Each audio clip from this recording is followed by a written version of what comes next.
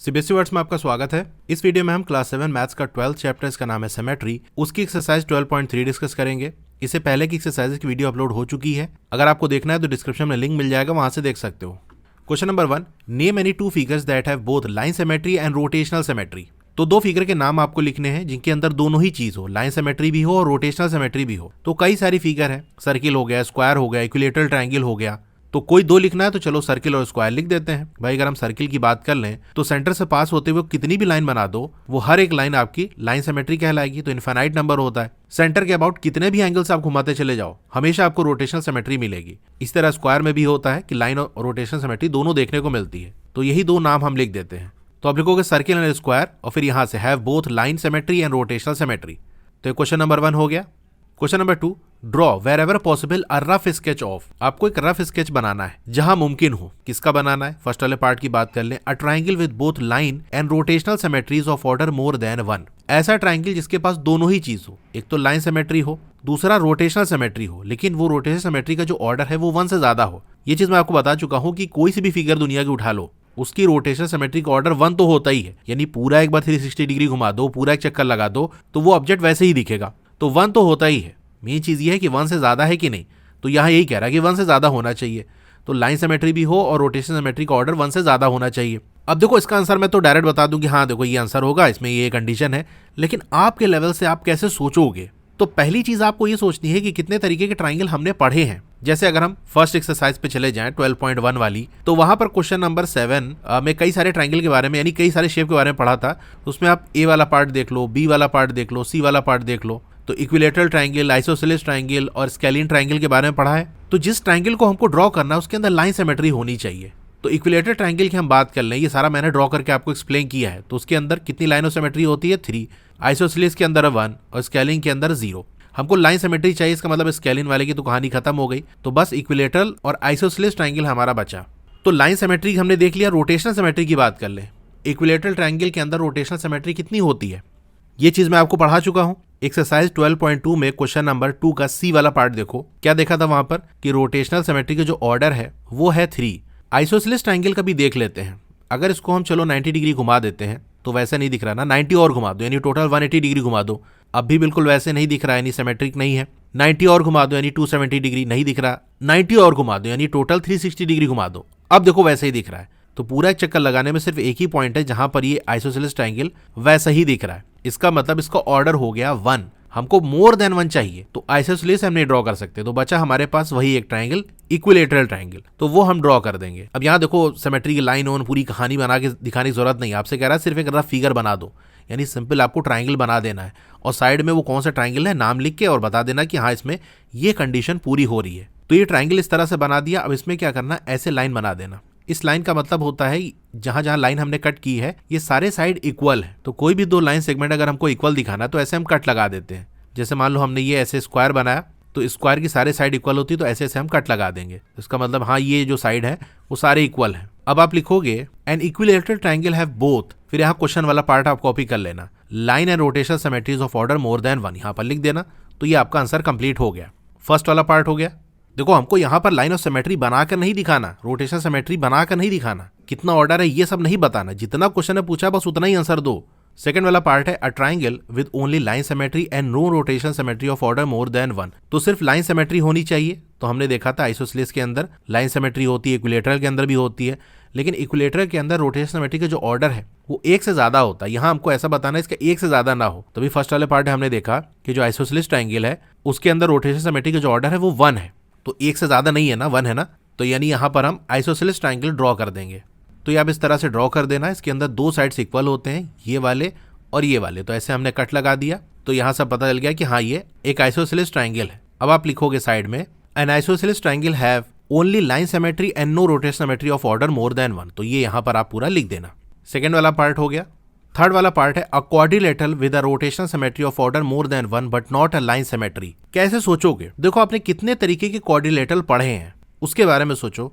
तो वही एक्सरसाइज 12.1 के क्वेश्चन नंबर 7 में चले जाओगे तो आपने स्क्वायर के बारे में, रेक्टेंगल, रोम्बस, पैरेललोग्राम, इन सब के बारे में पढ़ा है। यानी क्वेश्चन नंबर 7 का DEFG ये पार्ट देखो। वहां पर चलो हम पहले लाइन सिमेट्री की बात कर लेते हैं। हमसे कंडीशन क्या बताया, not a line symmetry, line symmetry नहीं होनी चाहिए। अगर डी वाले पार्ट जिसमें स्क्वायर की बात कर रहा है उसकी लाइन सिमेट्री कितनी है, 4 है, रेक्टेंगल की आपकी 2 है, रोम्बस की 2 है। फिर अगर पैरेललोग्राम की बात कर ले तो इसकी लाइन सिमेट्री 0 है, और हमको ऐसा ही कोऑर्डिनेटर चाहिए जिसके अंदर लाइन सिमेट्री ना हो, तो पैरेललोग्राम उठा लो। अब इसके रोटेशनल सिमेट्री के बारे में पता करो, क्योंकि रोटेशन सिमेट्री का ऑर्डर 1 से ज्यादा होना चाहिए, ऐसा कोऑर्डिनेटर लेना है। तो पैरेललोग्राम के अंदर कितना होता है, अब ये पैरेललोग्राम है, इसको 90 डिग्री मैं घुमा दूं तो वैसे नहीं दिख रहा ना, 90 और घुमा दो, टोटल 180 डिग्री। अब देखो बिल्कुल वैसे ही दिख रहा है जैसे स्टार्टिंग में था, 180 डिग्री और घुमा दो, टोटल 360 डिग्री। तो आप देखोगे ये वैसे ही दिख रहा है। इसका मतलब पूरा एक चक्कर लगाने में 2 जगह ऐसी मिली, एक बार 180 डिग्री, दूसरा 360 डिग्री, जहां पर ये बिल्कुल वैसा ही दिख रहा है। तो रोटेशन सिमेट्रिक ऑर्डर कितना हो जाएगा, 2 हो जाएगा,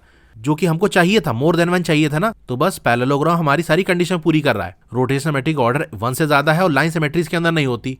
तो इस तरह से आप ड्रॉ कर दोगे, जहां पर ये आमने सामने वाले जो साइड है वो इक्वल होते हैं, तो एक कट लगा दिया। अब यहां पर हम ऐसे डबल कट लगाएंगे, ये और ये आपस में इक्वल होते हैं, तो डबल कट वाले आपस में इक्वल होंगे। बेसिकली एक लाइन जो जहां कट कर रहे हैं वो बराबर होगी जहां पर एक लाइन कट कर रहे हैं। जैसे ये वाला साइड और ये वाला साइड इक्वल है तो एक एक लाइन से कट कर दिया। अब ये दोनों आमने सामने वाले भी इक्वल हैं, इसको कैसे दिखाओगे, अगर एक लाइन कट करोगे इसका मतलब ये हो जाएगा कि ये सारे चारों आपस में बराबर हैं, तो हमने डबल कट ऐसे लगा दिया। तो डबल कट का मतलब ये है कि ये दोनों आपस में इक्वल हैं, लेकिन ये इसके बराबर नहीं है क्योंकि इसमें सिंगल कट हमने मारा है। तो ये शो करने का एक तरीका होता है। बाकी अगर ये कट वगैरह ना लगाना चाहो तो ना लगाना, साइड में लिख ही रहे हैं हम कि हाँ ये कौन सी फिगर है। तो आप लिखोगे a parallelogram is a quadrilateral, parallelogram एक तरीके का क्वाड्रिलेटरल है। फिर यहाँ जो हमारा क्वेश्चन वाला पार्ट है पूरा वही कॉपी कर देना है यहाँ से, विद के बाद a rotation symmetry of order more than 1 but not a line symmetry. Third वाला पार्ट हो गया। फोर्थ वाला पार्ट है a quadrilateral with line symmetry but no rotation symmetry of order more than 1। तो ऐसा क्वाड्रिलेटर जिसके अंदर लाइन सिमेट्री हो लेकिन रोटेशन सिमेट्री ना हो ऑफ ऑर्डर मोर देन 1, यानी 1 तो होती ही है, 1 से ज्यादा ना हो। तो ऐसी फिगर के बारे में हो सकता है आपने ना पढ़ा हो। बेसिकली कई फिगर होती है, मैं आपको 2 बताता हूँ यहाँ पर, दोनों में से कोई सा भी ड्रॉ कर सकते हो। एक तो होती है आपकी काइट। काइट में क्या होता है कि अगर हम यहाँ से ऐसे लाइन ड्रॉ कर दें तो ये लाइन ऑफ सिमेट्री है, इसके इधर वाला पार्ट और इधर वाला पार्ट सेम होता है, तो लाइन सिमेट्री होती है, लेकिन इसके अंदर रोटेशनल सिमेट्री नहीं होती। अगर इसको चलो हम घुमाते हैं तो देखो ये घूमता जा रहा है, कहीं पर भी वैसा नहीं दिख रहा है। ये जब पूरा घूम के वापस अपनी पोजीशन पे आ जाएगा तब ये वैसा ही दिखेगा, यानी इसका रोटेशन सिमेट्रिक ऑर्डर 1 है। तो हमको ऐसा ही चाहिए था कि रोटेशन सिमेट्रिक ऑर्डर 1 से ज्यादा नहीं होना चाहिए, तो 1 है हमारा, 1 से ज्यादा तो नहीं होता, और लाइन सिमेट्री भी इसके अंदर है, तो काइट ड्रॉ कर सकते हो। इसके अलावा एक शेप होता है आइसोसेलेस ट्रेपेजॉइड। इसमें अगर ऐसे बीचों बीच हम लाइन ड्रॉ कर दें तो ये लाइन सिमेट्री होती है, लेकिन इसके अंदर रोटेशनल सिमेट्री नहीं होती, यानी पूरा एक चक्कर लगाएगा तभी ये वैसा दिखेगा। रोटेशन सिमेट्रिक ऑर्डर 1 होता है, 1 से ज्यादा नहीं होता। तो इसके अंदर भी दोनों कंडीशन फुलफिल हो गई, तो इस दोनों फिगर में से कोई से फिगर ड्रॉ कर सकते हो। अगर मेरी बात मानो तो काइट ज्यादा सिंपल है, और पतंग के बारे में आप जानते हो, नाम आपको याद रहेगा, ये इतना बड़ा नाम हो सकता है नाम ही नहीं याद रहे, तो काइट ड्रॉ कर देना। तो ऐसे काइट ड्रॉ करके आप लिखना, अच्छा इसमें भी ये वाला साइड और ये वाला साइड आपस में इक्वल होता है, और ये वाला साइड और ये वाला साइड आपस में इक्वल होता है, तो ऐसे कट लगा सकते हो। तो इसमें आप ऐसे लिख देना, kite is a quadrilateral with line symmetry but not a rotation symmetry of order more than 1। Question number 2 हो गया। Question number 3, if a figure has 2 और more lines of symmetry should it have rotation symmetry of order more than 1। कह रहा है किसी figure के अंदर अगर लाइन ऑफ सिमेट्री 2 या 2 से ज्यादा है तो क्या उसमें ये पक्की बात होगी कि जो रोटेशन सिमेट्री का ऑर्डर है वो भी 1 से ज्यादा होगा। तो इसका आंसर होगा यस। ये कंडीशन होती है कि अगर कोई भी फिगर ऐसी हो जिसके अंदर 2 या 2 से ज्यादा लाइन ऑफ सिमेट्री है तो उसकी रोटेशन सिमेट्री का जो ऑर्डर है वो भी 1 से ज्यादा होगा, यानी 2 या 2 से ज्यादा होगा। मैथमेटिशियंस ने कई सारी फिगर्स के साथ इसको टेस्ट करके ये कंडीशन बताई कि ऐसा होगा। तो जस्ट आपको ये याद रख लेना है कि ऐसा होता है। बाकी अगर समझना चाहते हो तो जितने सारे फिगर्स आपने पढ़े हैं उनकी लाइन ऑफ सिमेट्री और रोटेशन सिमेट्री का पूरा एक कॉलम बना लो और फिर वहां पर कंडीशन मिलाकर देख सकते हो, जो कि एक लेंदी काम है। तो अगर ट्राई करना चाहते हो तो कर सकते हो, नहीं तो सिंपल ये कंडीशन आपको याद होनी चाहिए। तो इसके आंसर में आप लिखोगे यस, फिर पूरा ही इफ अ फिगर हैज 2 और मोर लाइंस ऑफ सिमेट्री, फिर शुड इट की जगह आप लिखोगे इट शुड।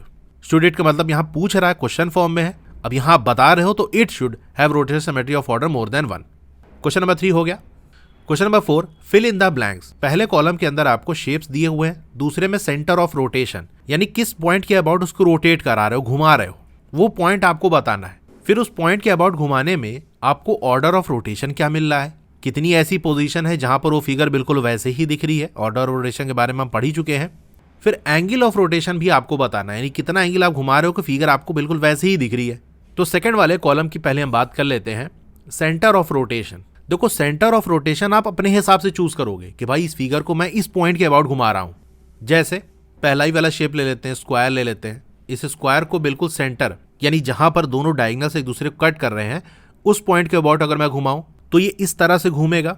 अगर सेंटर ऑफ रोटेशन कोई वर्टेक्स हमने मान लिया, जैसे देखो ये वाला पॉइंट है, तो इस पॉइंट के अबाउट ये इस तरह से घूमेगा, या इस फिगर के बाहर कोई पॉइंट हमने मान लिया तो उस पॉइंट के अबाउट ये घूमेगा।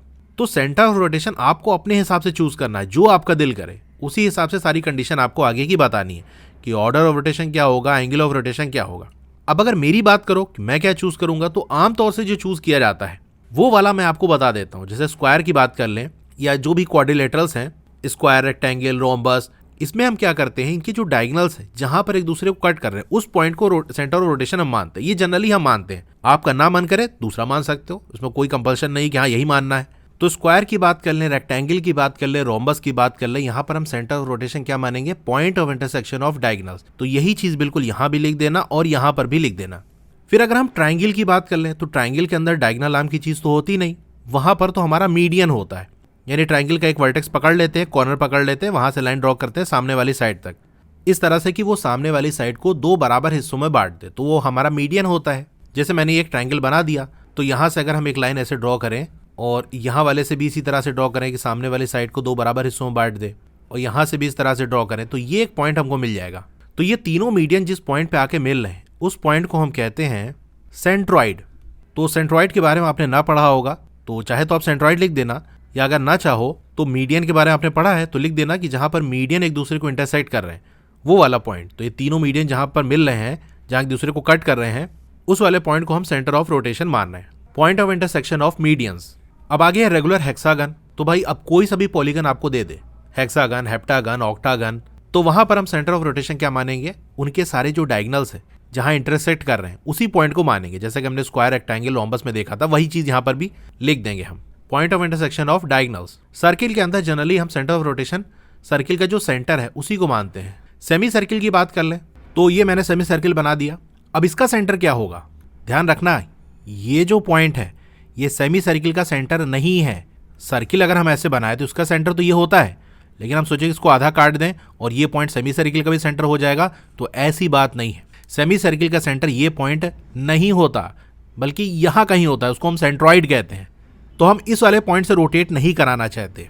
हम किससे रोटेट कराना चाहते हैं, इस वाले पॉइंट से। तो इस पॉइंट का नाम क्या है, आप देख सकते हो सेमी सर्किल का ये डायामीटर है, इसके बीचों बीच में ये पॉइंट पड़ रहा है, तो हम कह सकते हैं मिड पॉइंट ऑफ डायामीटर।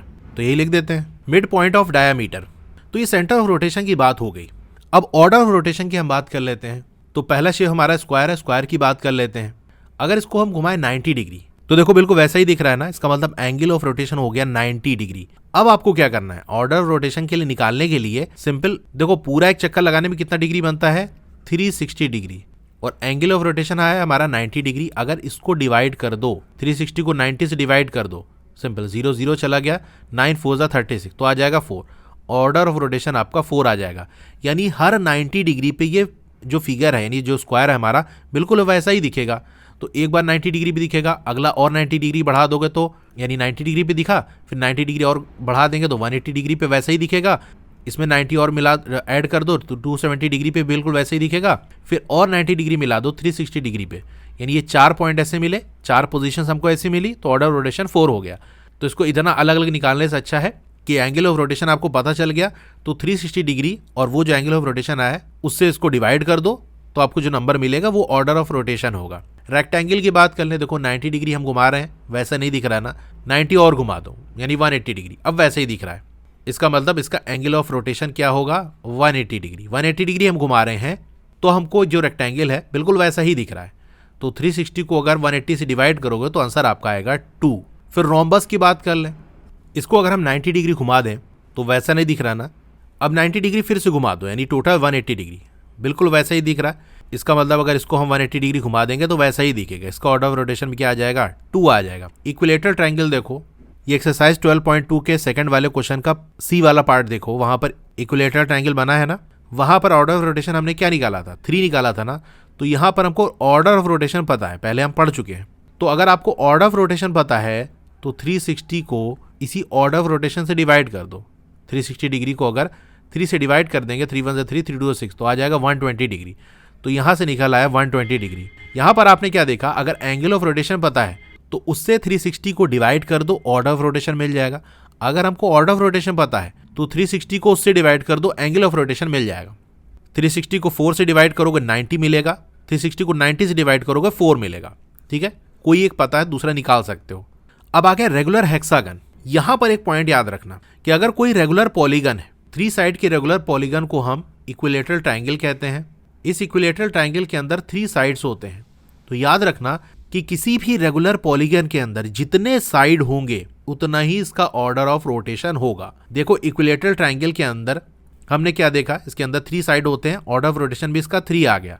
इसी तरीके से एक रेगुलर पॉलीगन जिसके 4 साइड होते हैं उसको हम स्क्वायर कहते हैं, यानी 4 साइड है, चारों साइड इक्वल है, उसके इंटीरियर एंगल इक्वल है, तो ये हमारा स्क्वायर होता है। स्क्वायर के अंदर भी आप देख सकते हो कि 4 साइड है, ऑर्डर ऑफ रोटेशन आपका कितना आ गया, 4 आ गया। तो रेगुलर हेक्सागन इसके अंदर कितने साइड होते हैं, इसके अंदर होते हैं 6 साइड, तो इसका ऑर्डर ऑफ रोटेशन क्या आ जाएगा, 6 आ जाएगा। सिंपल, कुछ बनाने सोचने की जरूरत ही नहीं है।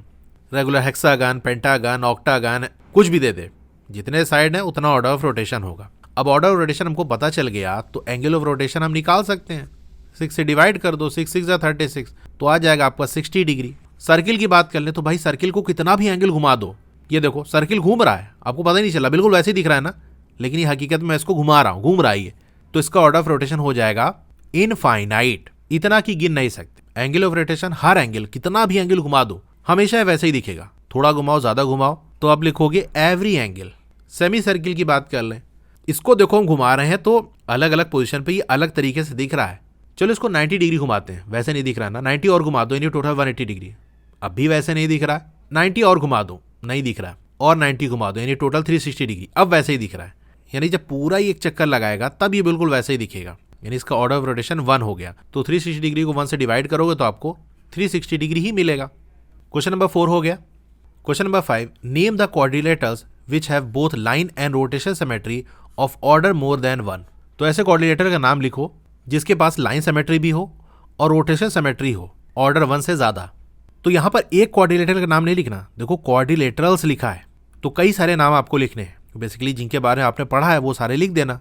तो अगर एक्सरसाइज 12.1 का क्वेश्चन नंबर 7 हम देखें तो उसमें डी, ई, एफ, जी ये 4 पार्ट देखो।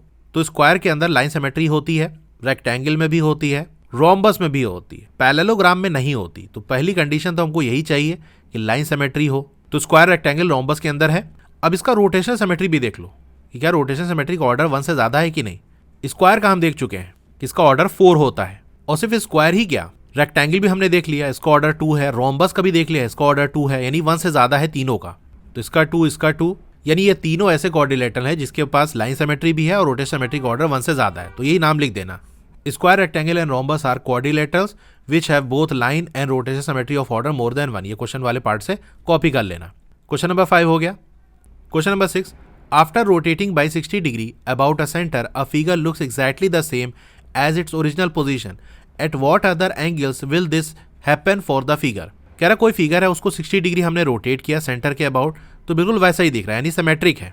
तो और कौन से एंगल हैं जहां पर ये जो फिगर है वो बिल्कुल वैसे ही दिखेगी। तो ये पॉइंट हमेशा याद रखना कि अगर कोई एंगल दे दिया और कहा कि इस एंगल पे यानी इतना एंगल रोटेट कर रहे हैं तो हमको ये बिल्कुल वैसा ही दिख रहा है, तो हर बार जितनी बार भी आप उतना एंगल घुमाते चले जाओगे वो फिगर बिल्कुल वैसे ही दिखेगी। कहने का मतलब ये 60 डिग्री पे आपको दिखा, तो अगर इस 60 डिग्री में और 60 डिग्री ऐड कर दो तो 60 + 60 120 डिग्री, तो इस पे भी वैसे ही दिखेगा। और 60 ऐड कर दो तो हो जाएगा 180 डिग्री, इस पे भी बिल्कुल फिगर सेम दिखेगी। और 60 ऐड कर दो आ जाएगा 240 डिग्री, वैसे ही दिखेगी। और 60 ऐड कर दो 300 डिग्री, वैसे ही दिखेगी। फिर आ गया 360 डिग्री। तो कोई सा भी एंगल आपको दे दिया, कह दिया कि मान लो 90 डिग्री पे वैसे ही दिख रहा है, तो 90 और ऐड कर दो तो 180 डिग्री आ जाएगा। और 90 ऐड कर दो 270 डिग्री आ जाएगा। और 90 ऐड कर दो 360 डिग्री मिल जाएगा। ठीक है, तो ये कहानी है। तो हमसे क्वेश्चन ने पूछा है व्हाट अदर एंगल्स, 60 तो बता दिया, इसके अलावा का जो एंगल है, तो ये सारे एंगल इसके अलावा 60 के अलावा ये भी एंगल्स हैं जहां पर ऐसा होगा। तो इसके आंसर में आप लिखना ऐसे, the figure will look exactly the same as its original position at angle 120 degree, 180 degree, 240 degree, 300 degree and 360 degree. Question number 6 हो गया। Question number 7, can we have a rotation symmetry of order more than 1 whose angle of rotation is, first वाला part है 45 degree. कह रहा है क्या हमको rotation symmetry का ऑर्डर 1 से ज्यादा मिल सकता है अगर उस फिगर का जो एंगल ऑफ रोटेशन है वो 45 डिग्री हो। यानी अगर किसी फिगर को 45 डिग्री घुमाएं तो क्या उस केस में रोटेशन सिमेट्री 1 से ज्यादा हो सकती है। तो बिल्कुल हो सकती है। क्यों हो सकती है? क्योंकि अगर उस फिगर को 45 डिग्री घुमा रहे हैं और वो फिगर बिल्कुल वैसे ही दिख रही है, तो उस केस में हमको ऑर्डर निकालने के लिए क्या करते हैं, ये मैं आपको बता चुका हूँ। 360 डिग्री से डिवाइड कर दो इस 45 डिग्री को, आ जाएगा 8, ऑर्डर 8 आया ना, जो कि 1 से ज्यादा है। तो हाँ, ऐसा हो सकता है। हमसे ये पूछ रहा है कैन, ऐसा हो सकता है कि नहीं। जरूरी नहीं कि हो, यानी अगर फिगर को 45 डिग्री घुमाओ और वो फिगर वैसे ही नहीं दिखी तो फिर रोटेशनल सिमेट्री नहीं होगी। लेकिन हमसे ये पूछ रहा हो सकता है कि नहीं, तो हाँ हो सकता है। अगर 45 डिग्री घुमाने में वो फिगर बिल्कुल वैसे ही दिखे तो इस वाले पार्ट का आंसर हो जाएगा यस, कि हाँ ये चीज हो सकती है। सेकेंड वाले पार्ट की बात कर ले, 17 डिग्री, तो वही काम करेंगे। 360 डिग्री को 17 डिग्री से डिवाइड कर दो तो आ जाएगा 21.17। अब ये देखो एक डेसिमल वाला नंबर आ गया। तो जब कभी ऐसा हो कि आपने 360 डिग्री को एंगल ऑफ रोटेशन से डिवाइड किया और कोई होल नंबर ना मिलके कोई डेसिमल वाला नंबर आ गया, तो उस केस में याद रखना कि फिर रोटेशन सिमेट्री का ऑर्डर 1 से ज्यादा नहीं हो सकता। इसका मतलब 17 डिग्री किसी फिगर को घुमाने पे कभी भी हमको सिमेट्री नहीं मिल सकती, वैसे ही फिगर नहीं मिल सकती। 45 डिग्री घुमाने पे मिल भी सकती है, नहीं भी मिल सकती। हमसे पूछा क्या मिल सकती है? हाँ मिल सकती है। 17 डिग्री घुमाने पे कोई भी फिगर वैसे ही नहीं दिखेगी, पॉसिबल ही नहीं है, क्योंकि ये जो नंबर है ये 360 को पूरी तरह से डिवाइड नहीं कर रहा है। अगर कोई नंबर 360 को पूरी तरह से डिवाइड करेगा तभी वो एंगल ऐसा हो सकता है जहां पर हमको सिमेट्री देखने को मिले। तो इसका आंसर हो जाएगा नो। क्वेश्चन नंबर 7 हो गया। क्लास 7 की और भी वीडियोस देखनी है तो इस तरह से आपकी वीडियो चल रही होगी। पहले वीडियो को लाइक कर लो, चैनल को सब्सक्राइब कर लो, मोर पे क्लिक करना है, फिर से मोर पे क्लिक करोगे तो डिस्क्रिप्शन ओपन हो जाएगा। यहाँ आपको व्हाट्सएप चैनल का लिंक मिल जाएगा, तो इससे आप मेरे व्हाट्सएप चैनल से ज्वाइन हो सकते हो। डोंट वरी, आपका नाम और फोन नंबर किसी को विजिबल नहीं होगा। व्हाट्सएप चैनल पे नई वीडियोस की अपडेट आपको मिलती रहेंगी। फिर एक्सरसाइज और ट्राइडिस के सॉल्यूशन देखने तो मेरी वेबसाइट है estudywala.com, उसका लिंक भी है, वहां से आप विजिट कर सकते हो। और नीचे आओगे तो क्लास 7 मैथ्स की चैप्टर वाइज प्लेलिस्ट का लिंक आपको मिल जाएगा। जिस चैप्टर की वीडियो देखनी है उसके नीचे दिए हुए लिंक पे क्लिक करोगे तो चैप्टर की प्लेलिस्ट ओपन हो जाएगी। इसी तरह और भी सब्जेक्ट की प्लेलिस्ट का लिंक आपको मिल जाएगा।